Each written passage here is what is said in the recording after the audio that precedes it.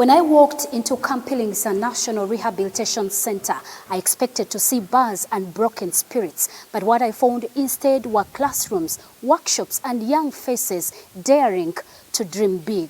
In 1952, the Kampiringisa Rehabilitation Centre was established to accommodate children in conflict with the law, with the aim of rehabilitating and protecting them until they complete their rehabilitation program.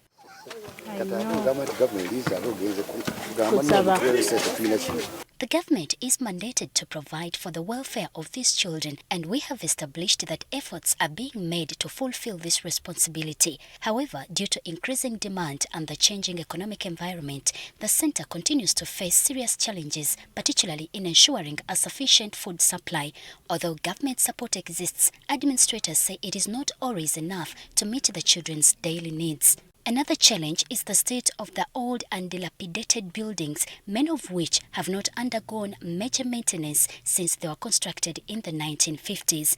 Administrators warn that this exposes children to risks such as mosquito-borne illnesses, airborne diseases, and other health hazards. Dilapidated structures, completely. The structures that were constructed, I think, during that time, they're in a very bad state. While the government is making efforts to meet its obligations, the burden remains heavy. For example, the centre currently has no vehicle, a challenge that becomes particularly significant when officials need to return to communities to reintegrate children after rehabilitation. But the government is working around the clock, the ministry, to make sure that this institution is allocated with a vehicle.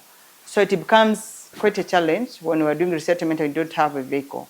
There is also the issue of land. Kampiringisa originally owned 377 acres of land under a title deed, but that acreage has steadily reduced. Today, only 114 acres remain. According to the centre's administration, the problem began following a presidential directive in 2023 that allowed part of the land to organizations for development. The agreement reportedly involved the establishment of fertilizer factory, but administrators say the project has not materialized. 63 acres was allocated to MAIV, NFLC. 100 acres was allocated to Songhai Model Project. And 100 acres was recently in 2023 allocated to Itracom project, fertilizer factory, for a fertilizer factory establishment, meaning that the land has kept on reducing. They further claim that instead of constructing the factory, some of the beneficiaries are engaged in farming while also attempting to acquire additional land. In fact, Kampiringisa, the National Rehabilitation Centre, has remained in a small middle place between all these other organizations. It becomes a bit of a challenge because now, for example, when the project, the fertilizer factory that is already going to be established here, we are going to interact with a number of I